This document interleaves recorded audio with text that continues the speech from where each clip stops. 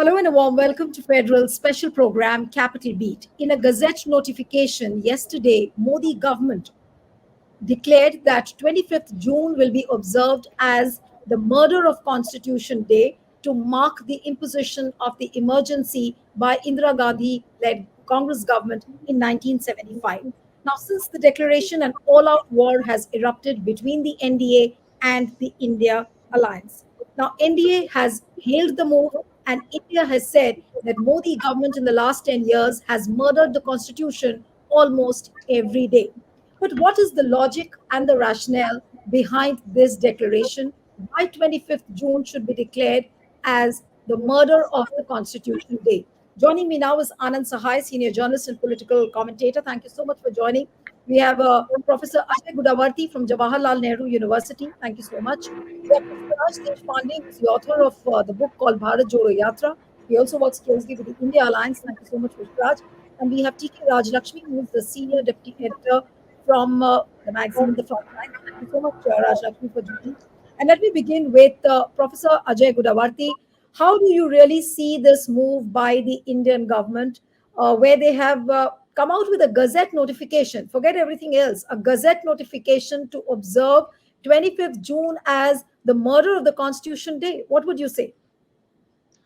Well, obviously, it has the obvious reference to the emergency, and there is no doubt that emergency was an atrocious decision of its time in terms of there was no doubt there was a gross human rights violation during the emergency. So there are no doubts on the front that, including Mr. Rahul Gandhi himself, said that it is a mistake in an interview with Kaushik Basu.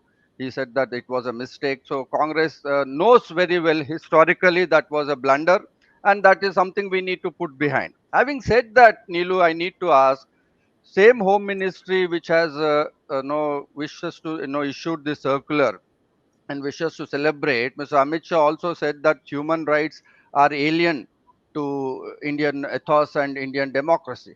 So what does it actually mean to kind of say that human rights concept and human rights don't apply to India, but constitutional murder has happened during emergency? Why? What is that we have? What was that was murdered during emergency was the human rights.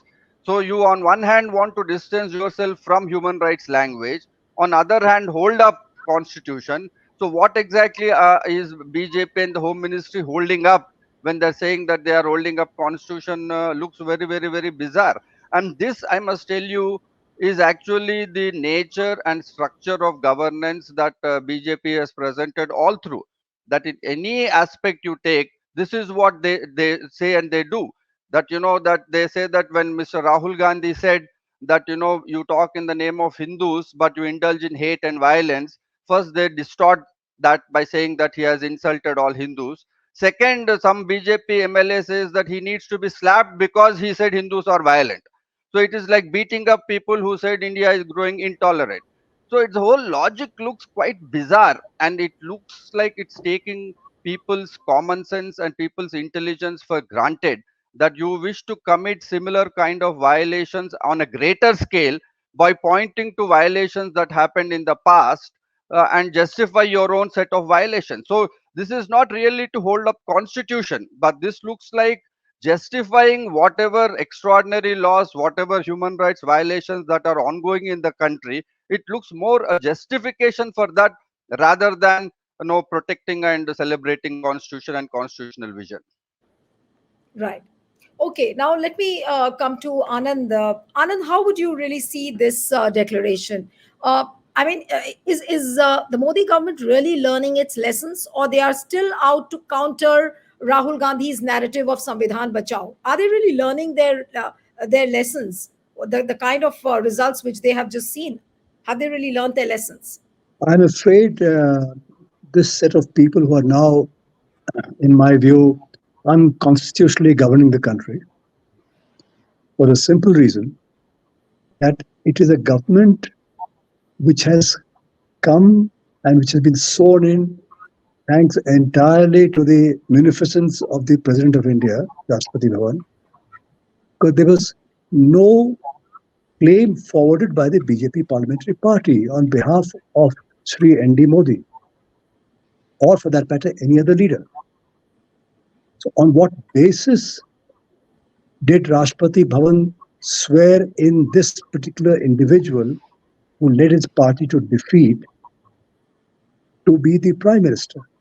Moreover, this individual was not given any deadline by the Rashtrapati to prove his majority on the floor of parliament.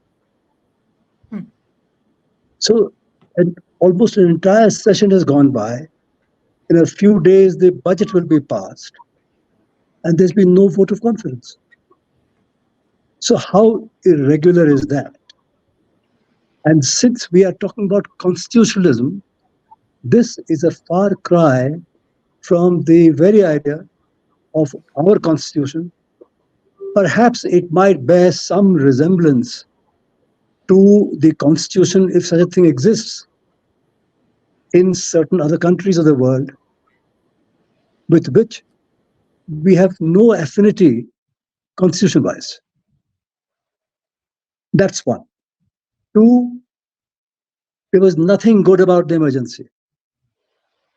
Nothing good whatsoever. However, to talk about the emergency today in the terms in which the supposed prime minister, no less, has spoken of it on countless occasions, is to flog a dead horse. Today, neither the older generation, many of whom gallantly fought the emergency regime, nor those who did not fight it in those days, nor the young generation today have any truck or sympathy with the idea of regarding the emergency as nothing but a monumental folly of the then regime. But this is not to say that it was unconstitutional. The emergency was declared by Prime Minister Indira Gandhi then under provisions of the Constitution. In fact, the anointment of the current PM is totally in disregard of well-established practices. So it was not unconstitutional. It was atrocious. But it was in response, and mind you, please note this, it was in response to a specific situation when the tallest individual leader, who was the ideological mentor and who was a star-like politician of his day, I'm referring to Sri Jayaprakash Narayan, when he gave a call to the armed forces not to obey what he termed as illegal orders. I was there. I was present in that generation. I was a student at that time. So we have seen it all. The emergency was atrocious. The resistance to it was terrific. But it was a resistance following a call by Jayaprakash, known as JP. This I'm saying for the younger generation people, not for any one of us here, who are well read and so on. But JP's call was the turning point, because the prime minister of the day was completely conscious of the fact that JP's street power, his firepower, came from the RSS. She knew what the RSS was capable of doing. After Mahatma Gandhi was assassinated by someone who subscribed to that thought, that shook even Vallabhbhai Patel, the then Home Minister of India. Vallabhbhai was a strong, iron-willed man. He was a traditionalist. He did not see anything too disruptive about the RSS before Gandhi assassination. He thought, well, these are patriotic, nationalistic chaps, let them be. But once the thing happens, and just before that, he's writing letters to the then RSS chief. What are you doing? You're creating disturbance in society on the Hindu-Muslim question. And then comes the assassination. And then Patel decides to act decisively and drives them underground. It's a different debate whether driving any outfit underground is long term, it works or not. That we should not enter into that here. Right. But RSS remained a pariah organization. Its progenitor, the Jansangh, remained a pariah organization until Jayaprakash accepted their partnership. So Mrs. Gandhi would have been aware.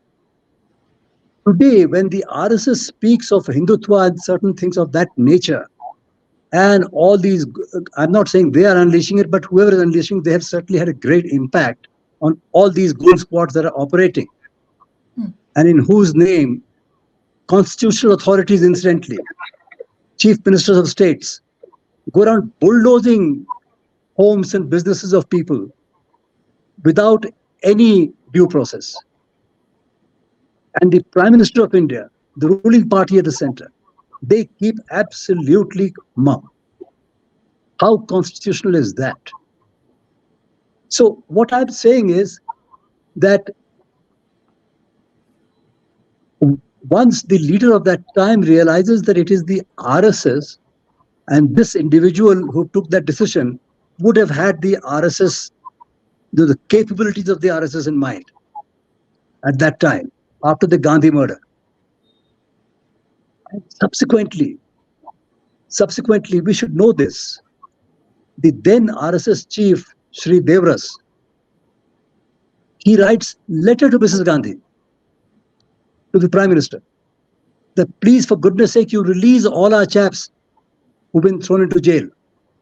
You know, ABVP and RSS. ABVP is a front outfit of the RSS. Arun Jaitley was an ABVP leader in Delhi University.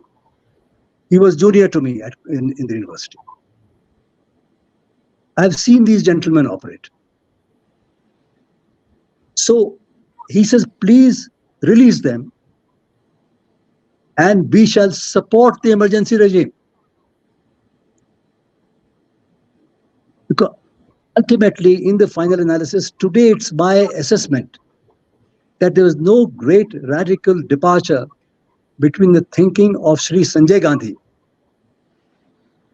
whose actions of the time, the atrocious actions of the time.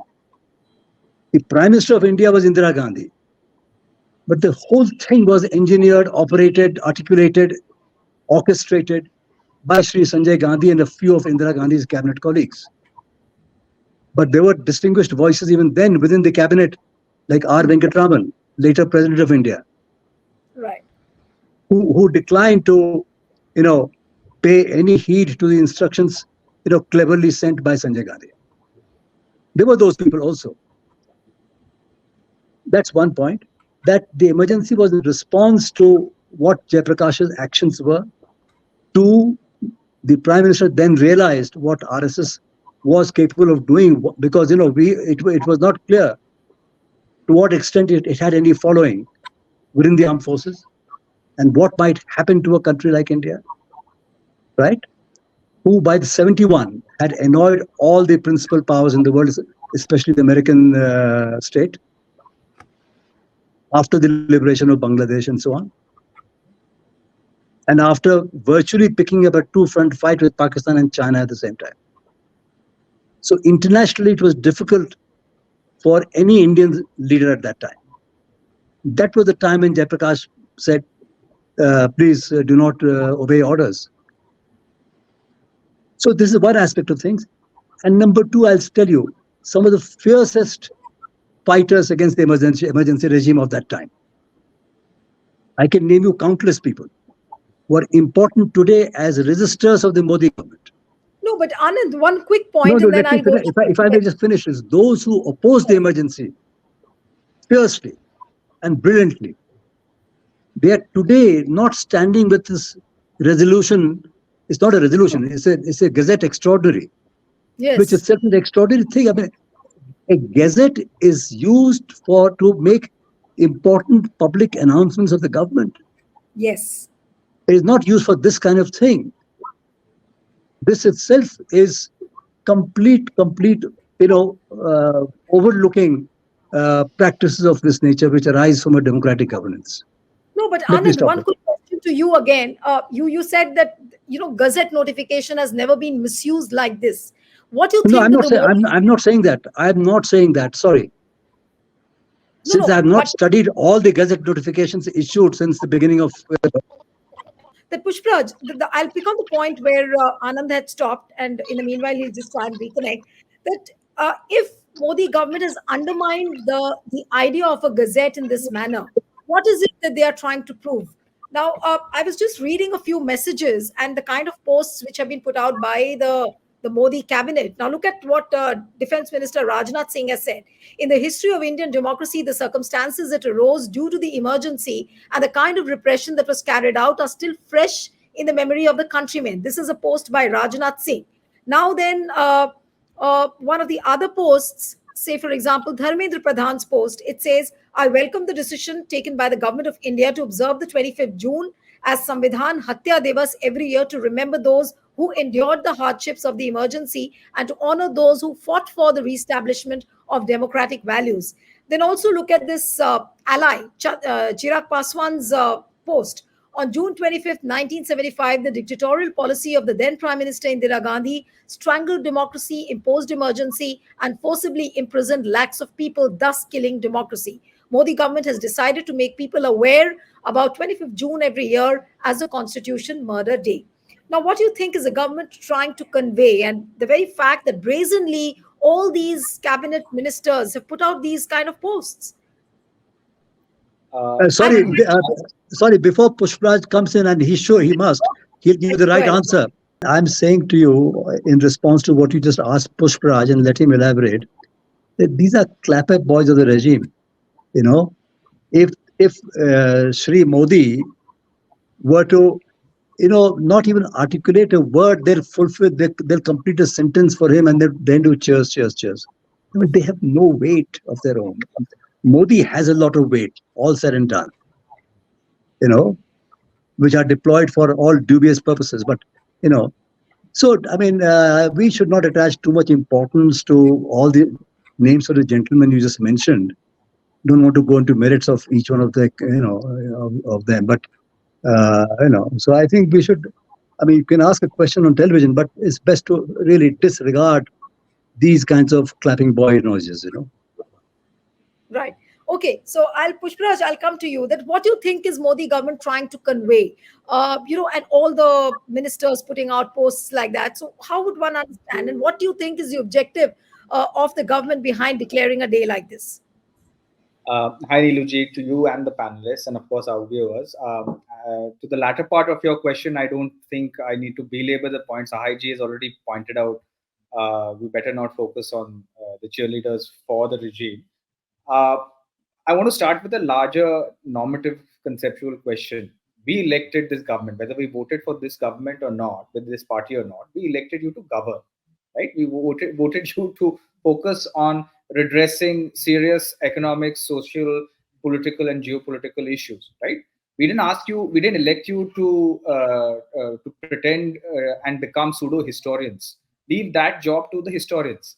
If you really want to focus on something, why don't you focus on the burgeoning unemployment, which is at a historic 50-year high? You talk about consumption expenditure, which is contributes to 55.34% of our GDP. That is at a 50-year low. Talk about household debt. It is at a 34-year high.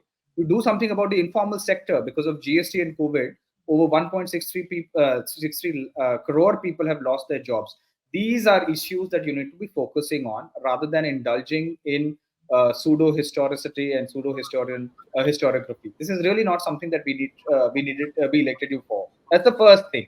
The second thing is that I find this ironic. The BJP talking about Sahaji and Budavadi Sahab have already spoken about this. The BJP talking about the murder of the constitution is a bit like the pot calling the kettle black. They have single-handedly misused governors to topple multiple state governments across the board. They have censored the media, arrested journalists, even murdered RTI activists. They have undermined welfare schemes meant for the welfare of Dalits, Adivasis, OBCs, and minorities, especially Muslims and Christians. On top of that, they have suspended MPs, 155 unprecedented 155 MPs, jailed two elected CMs, and on top of that, constantly attack opposition leaders. I mean, even today, just the specific today, they have appropriated powers of an elected government in Jammu Kashmir. Not that there is an assembly right now, but any future government, and appropriated those powers to the unelected lieutenant governor. Plus, Maharashtra is going to pass the Maharashtra Special Public Security Act, which effectively ushers in a police state. How on earth can the BJP be possibly talking about murdering the constitution or constitutional values? They have been unhinged from constitutional and institutional values for the better part of the last 10 years. And frankly speaking, I don't think the public is buying it. As Sahai Saab said, 65%, just to elaborate on that, 65% of India's youth is below 30. They have no memory of the emergency. They don't know what it is. The emergency, undeclared emergency that they have seen is what the BJP is doing. Now, understand why the BJP is doing this. The BJP is doing this because amending the constitution, the threat of them amending the constitution, the violations, multiple constitutional and institutional violations, hit them hard in these last elections. They're desperately trying to obfuscate and divert attention from that topic. That's one thing. And the thing is that in doing this is like a race to the political bottom, political culture. For instance, I mean, you can start talking about the July 13th as the misuse of Yupa Day, because that is the day that Umar Khalid was jailed. He's been in jail for over 1400 days. You can talk about January 2023 as the protection of sportswomen day, because that's when the sportswomen complained against Brij Bhushan and nothing happened about that. You can talk about June. You can talk about 2002 as an attack on Basudev Kutumbakam Day. That's when the Gujarat riots happened. I mean, when is this going to stop? You really need to take a stop on this. And as both Gudavarti ji and Sahai Saab have said, in May 2004, Mrs. Sonia Gandhi, then the UPA chairperson, apologized for the excesses of the emergency. In 2011 or 12, in an interview with Kaushik Basu, Rahul Gandhi apologized. Pranab Mukherjee said so in his book, and Manmohan Singh has said so in a book which his daughter has authored. So the top leadership of the Congress party has apologized unequivocally on the excesses of the emergency.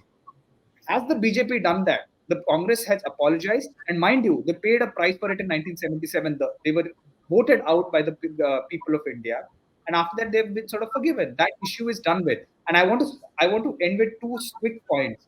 One is that I'm not condoning or justifying the excesses of the emergency. They were and still are wrong. But like Sahaji was saying, the emergency happened in a certain context. It was constitutional, even if it became undemocratic.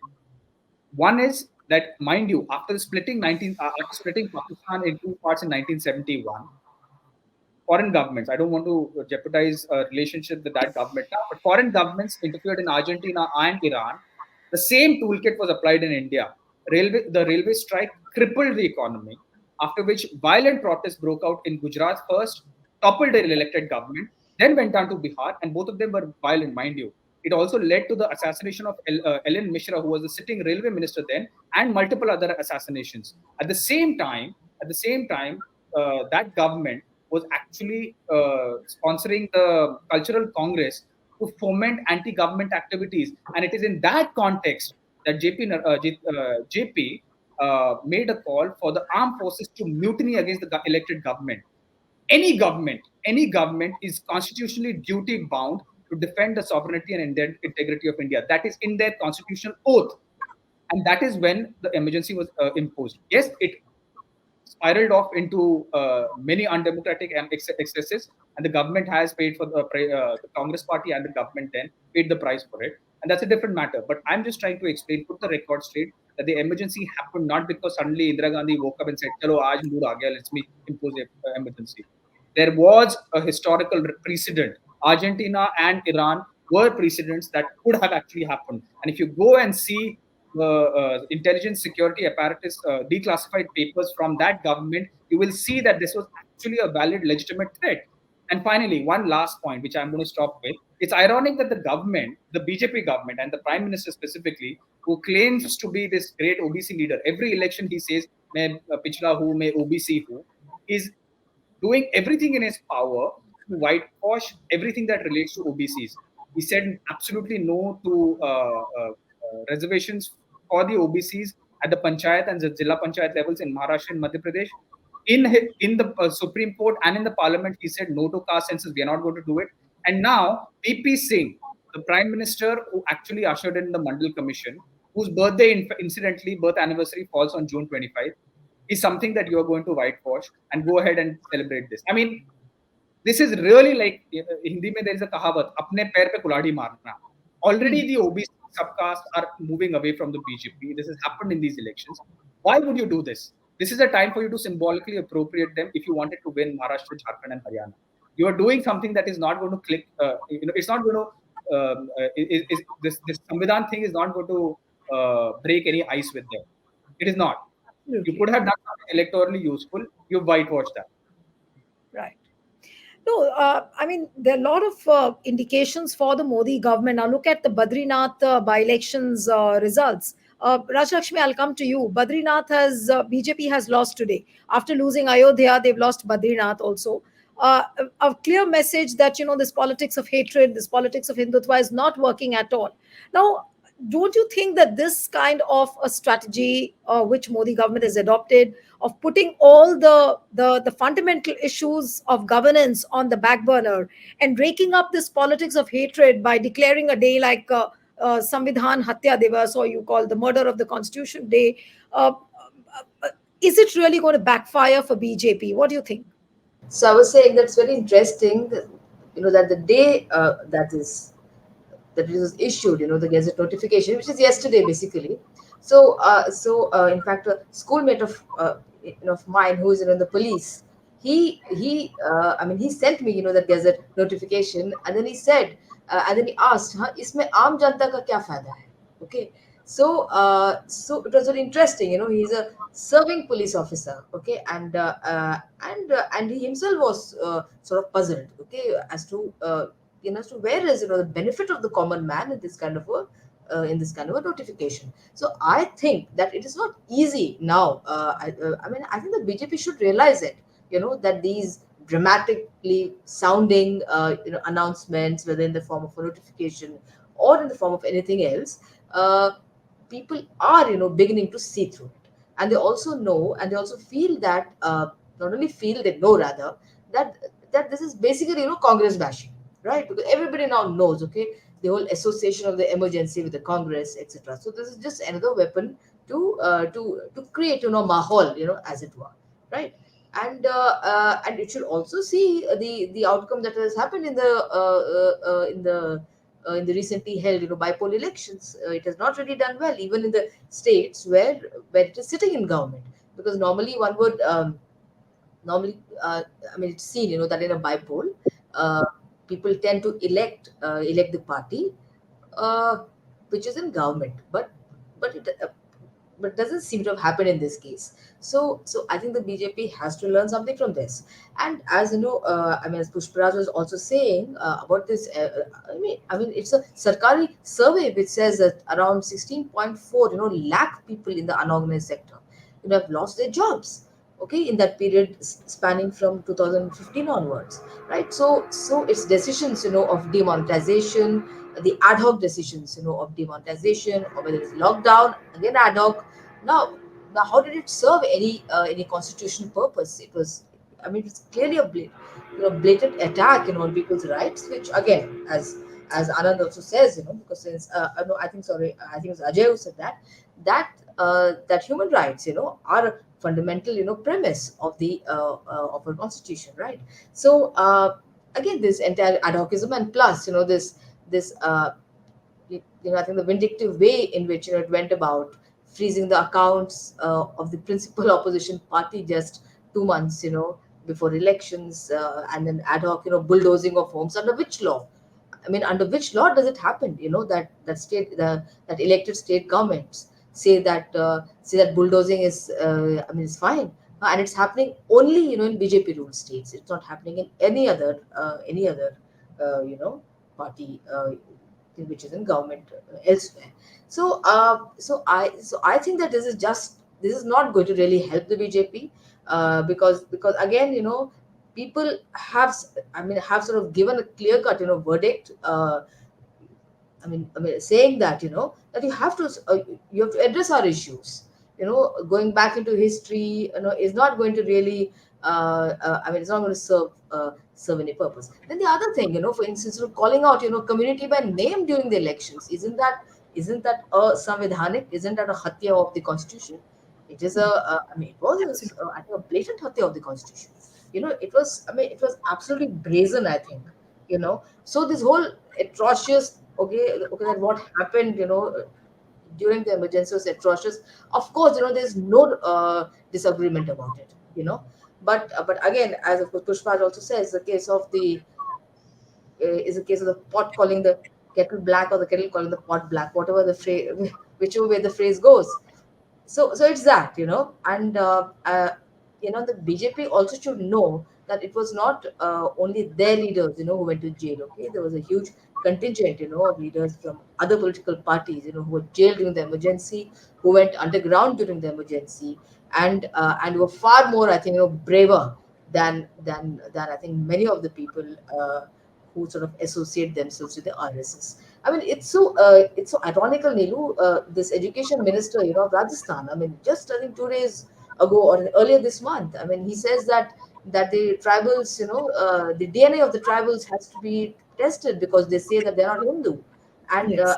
and there's been a big outrage from the Bharatiya Adivasi Party. So here you have elected representatives of this government clearly making blatantly communal remarks, sectarian remarks, right? And again, targeting communities. It's just a favorite, target practice. So No, the but Rajlakshmi, there is another question to it. There are two things, that Mm, has the BJP been electrocuted almost to the core with this Samvidhan Bachao narrative? This is the yeah, biggest proof that, BJP has almost yeah. got shocked now. It doesn't Yes, know yes, how to play with this narrative, and they're trying to absolutely. counter Rahul Gandhi's narrative of Samvidhan Bachao with Yeah, absurdities like this. So one needs to talk about that as well, and then I'll absolutely. take a quick Yeah. rejoinder from No, no, Pushpraj. Yes. absolutely, because I do not think that even the India Alliance really knew, how much of an impact, would this actually have on the people. This Samvidhan Bachao thing, and how the BJP was trying to undermine the constitution in various ways. Okay, Yes. sending two chief ministers to jail, sending the ED, CBI, all kinds of agencies against everybody. So in some form, the the constitution was being undermined. Now in fact, we at that point speculated whether the opposition is going to be able to sort of make those connections and sort of take it to the people, because I think just saying that the that constitution khatre mein hai, is not really going to sort of resonate in itself with the people. And there, I think we were, of course, I think not really fair in being very skeptical, because I think the people of this country are much smarter than all of us put together. So the way they voted and the way they saw, so now they also, I think the Janta see through this also, the, Right. that the BJP has got rattled by this 400 par thing, which really send the signal that they're going to tamper with the constitution and harm the rights of people who actually sort of derive some benefits from it. It's not that so many people really derive a lot of benefits from the constitution, frankly Absolutely. speaking. But then it's an excellent document. Okay, I mean, it's an excellent thing to work on, right? So Okay. Pushpraj was raising his hand, and then I'll take the concluding comments from Anand and Professor Budavarti. Yes, No, Pushpraj? very quickly. See, the BJP, for the apart from the 2003-2004 election, when the infamous Incredible India campaign, the BJP's meta narrative has never focused on on its achievements, on its political achievements, electoral achievements. It is always focused on something else, whether it was Ram Mandir and Mathura Kashi Baki Hai, that was in '92, of course, and '96. Then, of course, even now, in 2014, it was Hindu Hriday Samrat, Pink Revolution, all that. It was about that. 2019, it became about Rashtravad, national security. This time again, it became an extremely communal campaign. But the fact is, the BJP has always relied on different props to obfuscate and then claim to sort of to divert attention and get victory. The Hindutva card is no longer working. Apart from Faizabad, they've also lost in Rampur, Sitapur, Chitrakoot, Shirdi, Yes. Rameshwaram, and now today they also lost in Badrinath. The Hindutva Badrinath. card isn't working. right? This entire misuse of people's faith, and this drama with the Sengol and in the inauguration of the Ram Mandir, people ain't buying it. So now they're looking for that. In their desperation, they're looking for a new narrative, and they're hoping that they, by switching to this Samvidhan Rakshak, this new avatar that they're trying to adopt, that something might click, something might change. But the people aren't going to buy this, because anyone with a long memory, any of these panelists or anyone who's even slightly educated will know that this is a party whose ideological parent for 52 years did not even accept the tricolor as the national flag. They did. When the constitution was being promulgated, they were holding multiple riots in Delhi. They got saints together to say that this is not our constitution. Golwalkar and Hedgewar have completely written that this is no longer, this constitution is now our constitution. And last point, Article 3, or I think it's Article 3 of the BJP's constitution. Today, you can go and check it after this, your viewers can check it, says that we abide by the philosophy and ideology of Pandit Deen Dayal Upadhyaya. Pandit Deen Dayal Upadhyaya, in his Integral Humanism, the book, I'm forgetting the exact name, but he talks about the fact that Indian federalism, India that is a union of state, is a concept that is alien to India, and that we must take every opportunity and every possible step to undo this union and, Right. and impose a unilateral authoritarian single party government. This is what the BJP believes in. So my point is that the BJP actually has no faith in the constitutional idea of India. And for them to, as our previous panelist said, this is like the pot calling the kettle black. No, but I'm just picking on the point from you, just what you just mentioned, Professor Gudavarti. So is BJP, or rather Prime Minister Modi, is working towards fructifying the dreams of Deen Dayal Upadhyaya?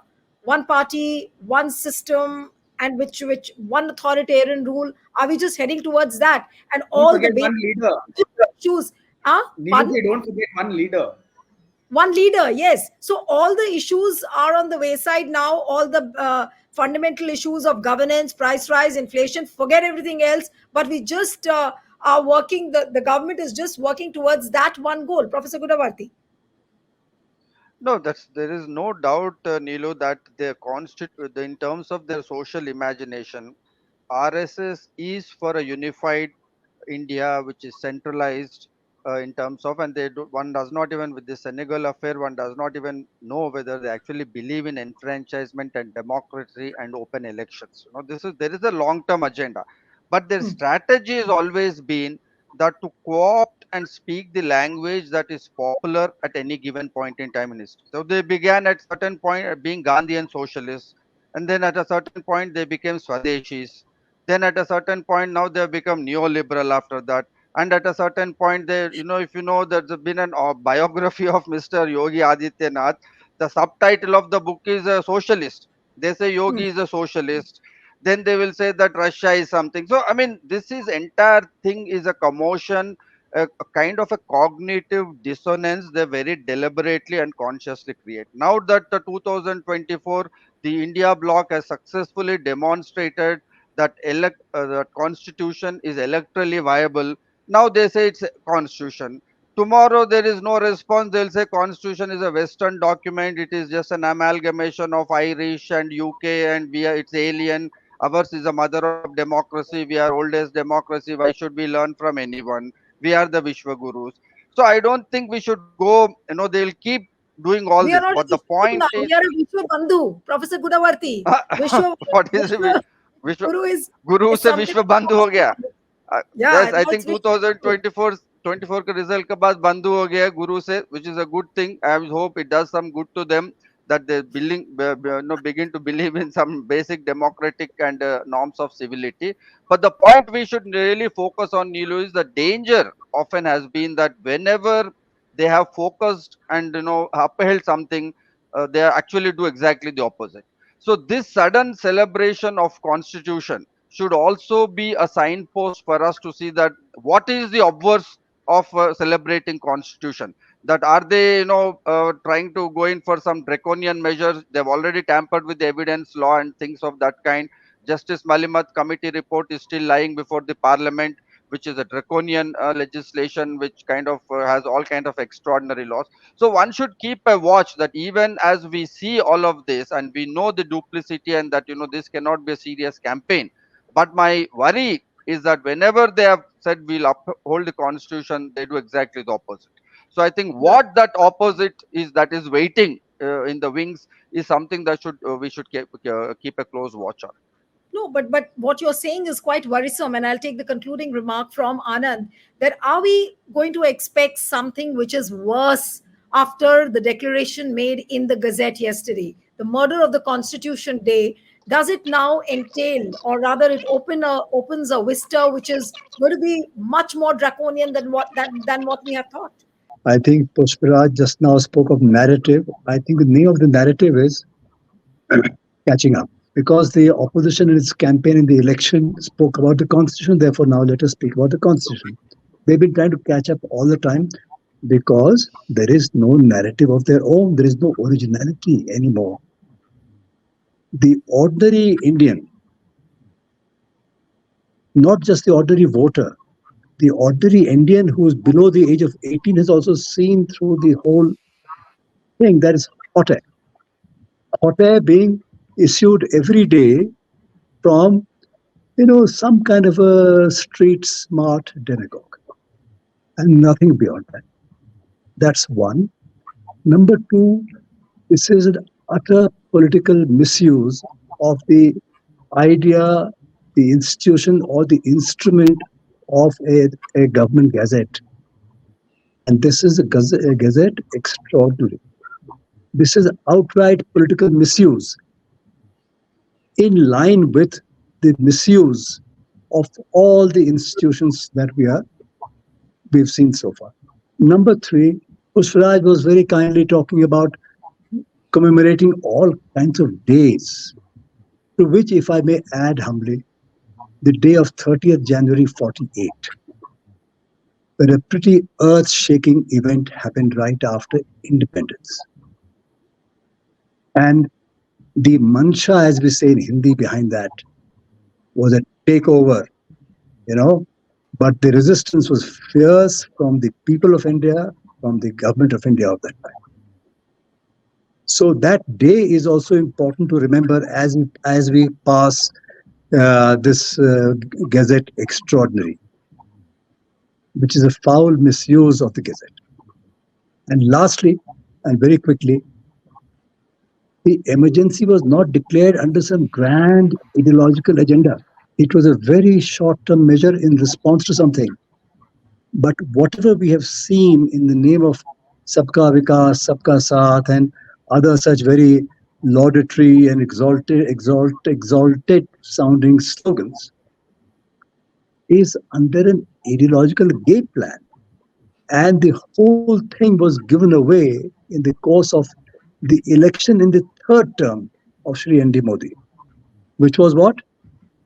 Muslims are intruders. Can you imagine? Intruders. Can there be greater violence to the Constitution of India? But all this is done under a plan, and the plan is not political. The plan is ideological and political. The political plan failed in the election because the people of India are wide awake. So whatever you see today, happening today, shifting of Gandhiji's and Ambedkarji's statue to the back of Parliament House, this kind of stuff that we are going on, the diversionary tactics are, the idea is somehow using government official authority to negate the verdict of the election that has just been held in India. And the anointment of this particular person as the Prime Minister of India is also a negation of that very verdict. That is the larger narrative.